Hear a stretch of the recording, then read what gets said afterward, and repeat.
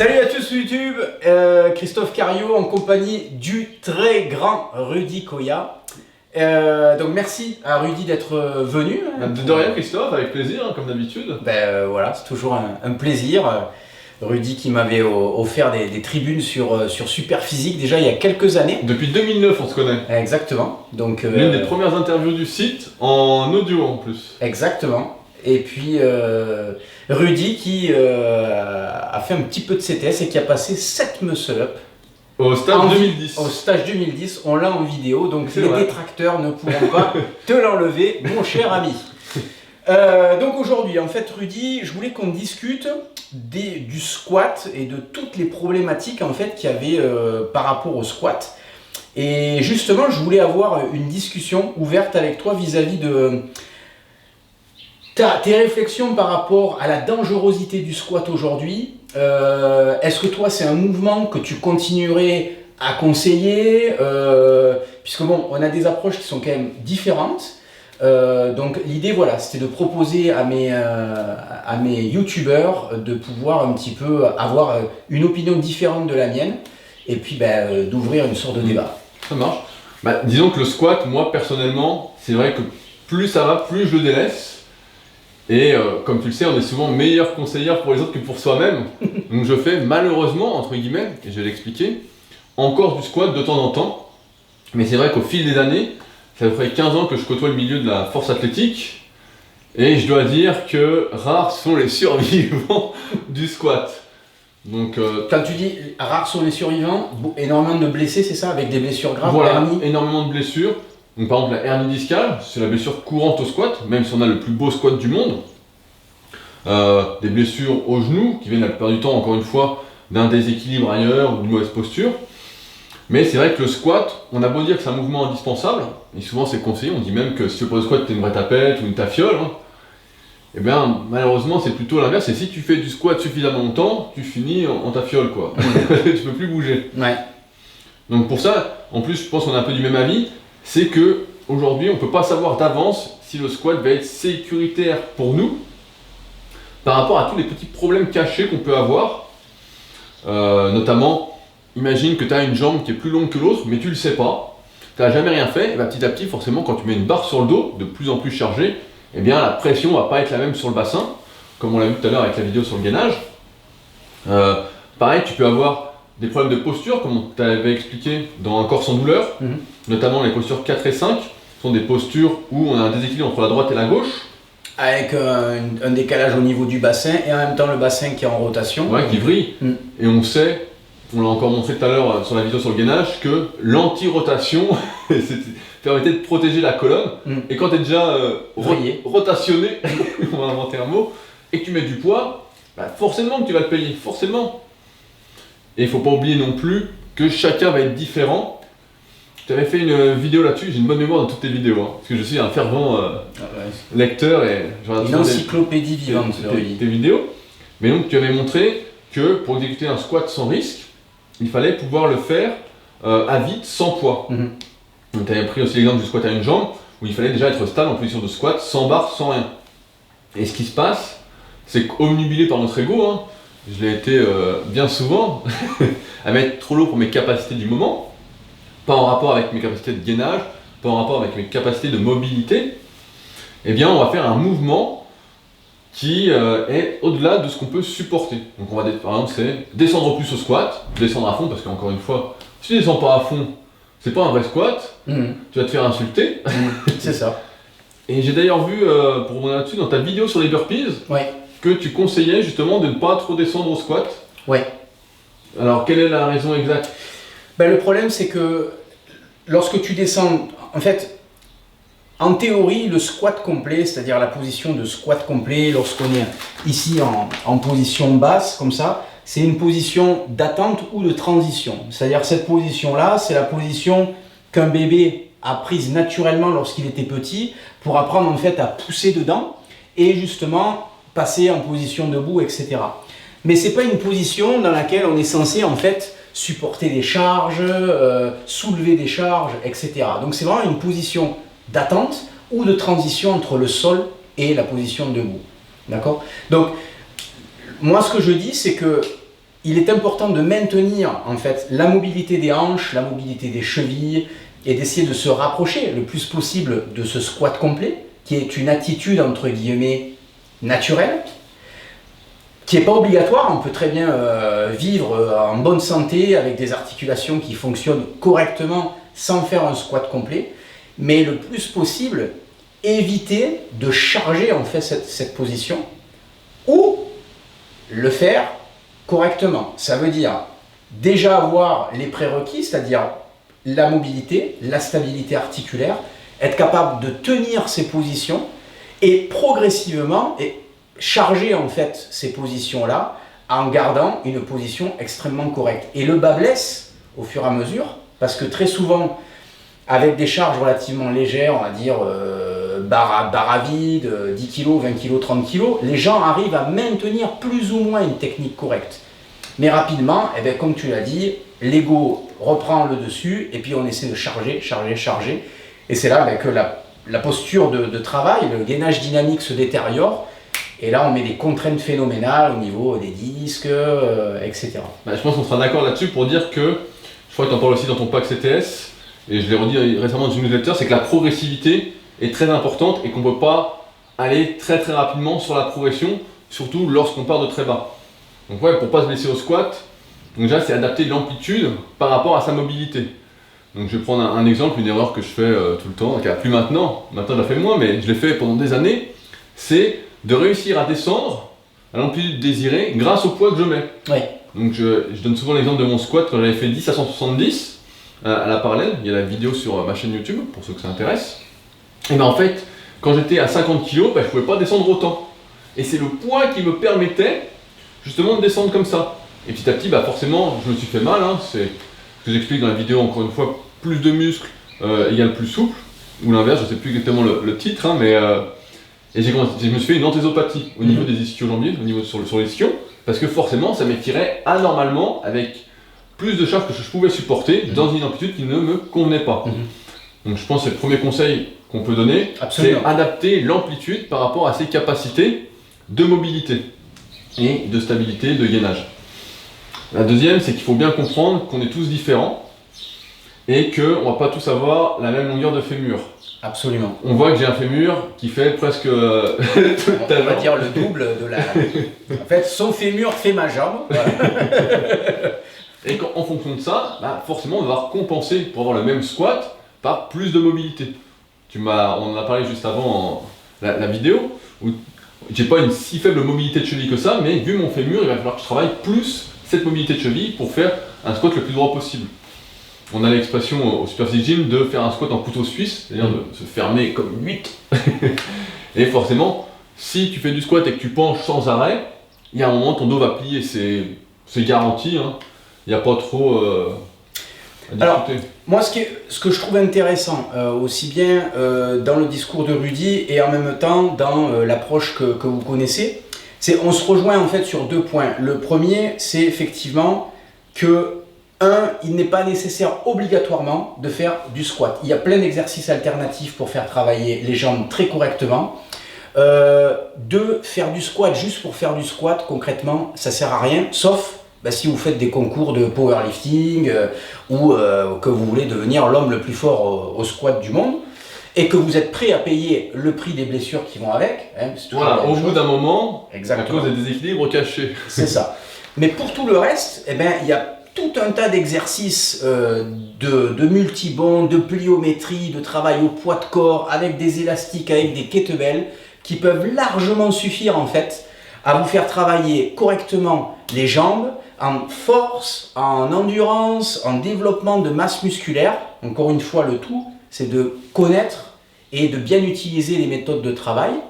Et puis, je sais pas, tu as quelque chose à rajouter là-dessus par rapport au conseil, toi, Rudy? Non, mais je voulais compléter ce que tu disais en disant que justement le but, c'est de s'entraîner et de ne pas se blesser. Parce que peut-être que tu n'en as pas conscience, que tu es encore jeune, etc. Mais ouais, j'aime bien prendre cet exemple-là. En 15 ans, j'en ai vu passer plein de personnes. Et c'est aussi ce qui fait ma longévité, c'est que je me suis pas vraiment blessé. J'ai eu des petits trucs, etc. Mais à côté, il y en a plein qui peuvent déjà plus s'entraîner. Et s'entraîner, ça reste quand même un plaisir à la base, au-delà de la progression. Et si tu fais n'importe quoi parce qu'on t'a dit que le squat était indispensable, aucun exercice n'est indispensable, hein. Ça, il faut vraiment que tu te le mettes en tête.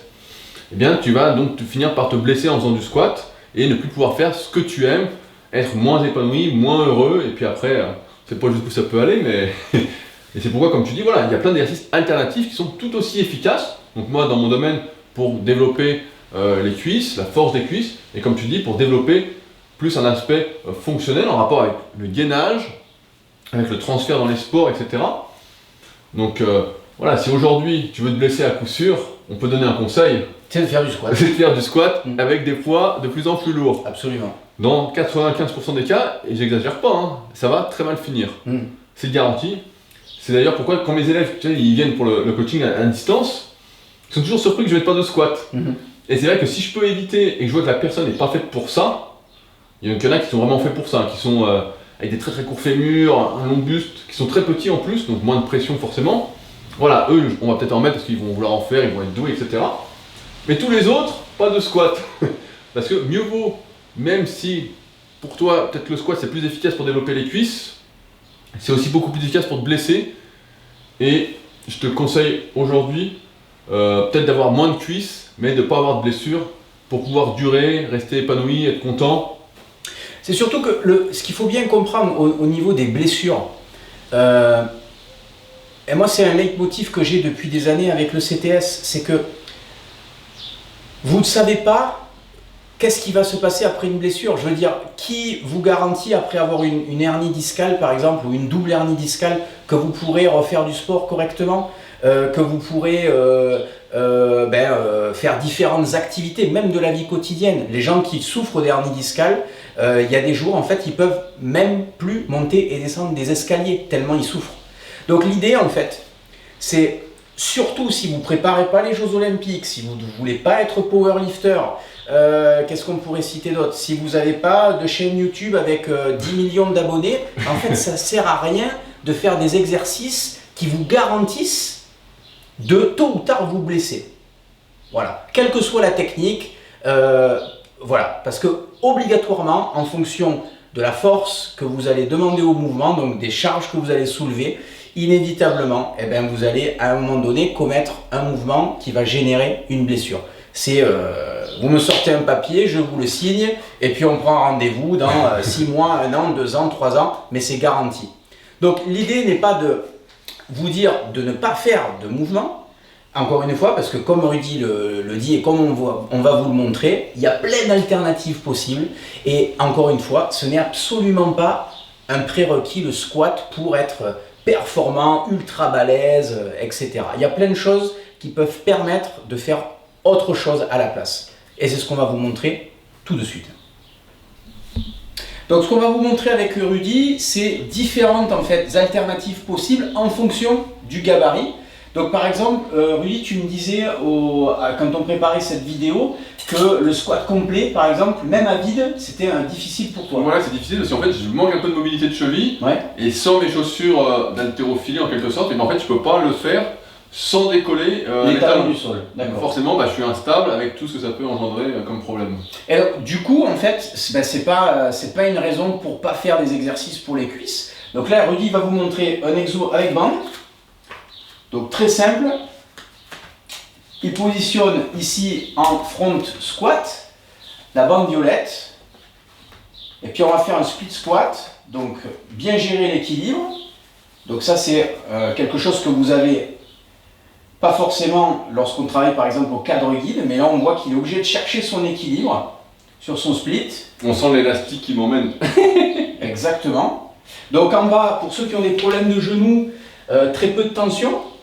Par contre, plus de tension en haut, donc là le quadriceps se contracte plus, la fesse contracte plus, en bas, beaucoup moins de tension. Donc c'est l'avantage et les inconvénients en fait des bandes élastiques, c'est qu'on dit que les bandes en fait ont une courbe ascendante, donc plus la bande se tire, plus elle s'étire, plus là ça demande de la force, moins elle est étirée, moins ça demande de force. Donc voilà un premier exo. Un exo que moi je voulais vous montrer par exemple avec des charges par exemple, et qui est très peu connu et qui à la fois me permet de travailler à la fois le gainage fonctionnel sur un squat complet et en même temps, on va dire, le gainage autour de la colonne vertébrale et du bassin. Donc vous prenez un poids, 10 kg, 5 kg, peu importe. Vous allez tout simplement le poser ici au niveau de l'arrière du crâne et bien chercher à verrouiller vos épaules. Et dans cette position, ce qu'on fait, c'est qu'on va travailler et on va faire un squat complet. Et l'idée, c'est de bien sortir le torse le plus possible ici et d'essayer de garder le disque le plus horizontal possible. Et on remonte, on verrouille bien et je descends et je maintiens la position basse avec un bon maintien au niveau colonne vertébrale, bassin, fixation des omoplates et je remonte. Et on peut faire des répétitions par exemple relativement courtes, c'est-à-dire 5 secondes en position basse, une dizaine de répétitions complètes. Donc c'est un exercice qui est à la fois qui peut servir d'échauffement pour ceux qui travaillent avec des charges et en même temps un exercice de gainage très spécifique au squat complet et qui est très très intéressant. Rudy, un autre exo pour les grands gabarits ou les petits gabarits qui veulent... Ceux qui ont des très longues jambes et qui sont forts. Voilà.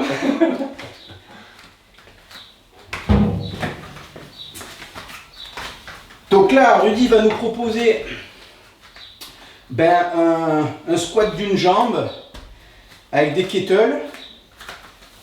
Donc l'idée est simple.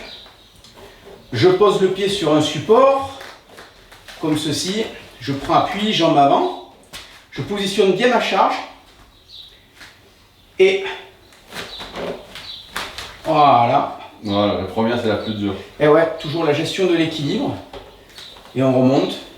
Et donc là, ce qui est intéressant avec cet exercice, c'est qu'on a entre le soulevé de terre et en même temps le squat d'une jambe. Donc vous allez vraiment sentir les quadriceps, les fessiers, les adducteurs bien bossés. Et encore une fois, fixation au niveau des omoplates avec les kettlebells. Donc mouvement très intéressant. Bien entendu à réaliser droite et gauche. On peut pas que la jambe gauche. Ah non, cher ami. Donc une autre version qu'on peut travailler qui est un petit peu plus athlétique, qui demande un petit peu plus d'équilibre. Vous allez prendre le CTS Trainer, on le positionne ici au niveau des chevilles. Et l'idée en fait, le concept est le même, cette fois-ci on est en mouvement. On va travailler en mouvement, donc ici je vais monter et redescendre, monter et redescendre. Et donc ce qui est intéressant avec cet exercice, c'est que je travaille au niveau de mon quadriceps, mais en même temps au niveau de mon ischio pour tracter en fait le corps et la jambe en avant.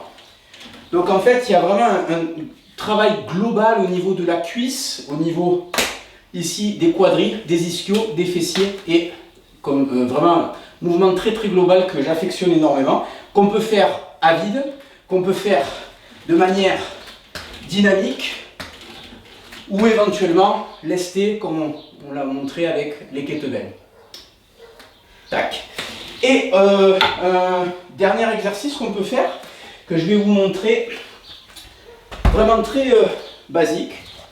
Donc on peut faire avec un banc ou éventuellement avec une box. Vous prenez encore une fois votre banc, vous vous installez ici en squat, comme Rudy nous l'a montré tout à l'heure, ici. Et l'idée, ça va être encore une fois de monter et de descendre.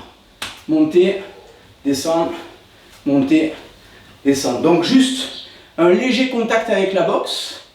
Je descends et je remonte. Donc en bas, le squat est relativement facile, entre guillemets, puisqu'il y a très peu de tension de la bande élastique. Et plus je monte, plus la bande m'offre de la résistance et donc augmente le degré de difficulté.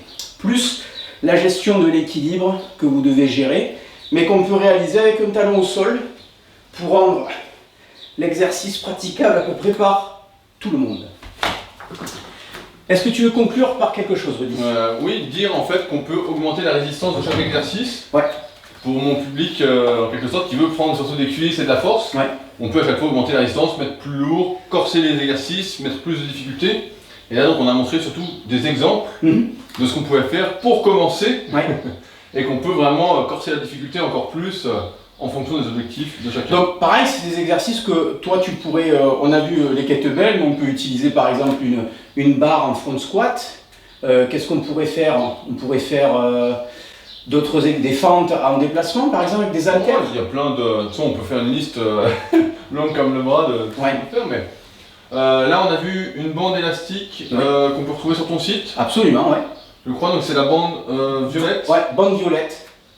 Ça marche. Faut savoir quelle résistance on prend. Bande violette, on peut mettre 2 violettes, 2 vertes, enfin, toutes les résistances sont possibles. Encore une fois, comme je vous l'ai dit durant la vidéo, ce qui est intéressant avec la résistance élastique, c'est la force ascendante, c'est-à-dire lorsqu'elle est peu étirée, ben, elle demande peu de force au niveau de l'articulation, généralement dans la position où vous êtes le plus faible, et puis plus vous l'étirez, et plus ça devient dur, donc généralement dans la position où l'articulation est la plus forte. Donc c'est moins traumatisant à terme pour les tendons, les articulations et pour durer, qui est toujours notre problématique à la base. Exactement. Et qui peut être à la fois intéressant pour gagner en force, explosivité, masse musculaire, en réduisant le risque de blessure. Après, les petits défauts, effectivement, il y a la composante excentrique des mouvements que les gens qui font beaucoup de fonte apprécient énormément, mais qui reste très traumatisante, notamment dans les degrés profonds d'une articulation. Voilà. Avantages et inconvénients toujours d'une technique. Ça marche. Bon bah, je crois qu'on a fait le tour, Christophe. On a fait le tour et je te remercie vraiment de t'être prêté au jeu voilà, de ces exercices. Ouais, avec plaisir. Hein. Voilà. Et vous pouvez retrouver Rudy, bien entendu, sur ses supports habituels, Superphysique, le site de référence en musculation en France, et puis toute la communauté de Rudy. Voilà, directement sur Facebook, YouTube, etc. Instagram aussi. Voilà, partout. Voilà, il est très actif, Rudy, sur les réseaux sociaux. Merci beaucoup de nous avoir suivis et écoutés. Merci Rudy d'être venu. De rien, c'était avec plaisir, comme d'habitude. Hein. Et puis pour moi c'est réciproque. A très bientôt et bon entraînement à tous. Ciao ciao.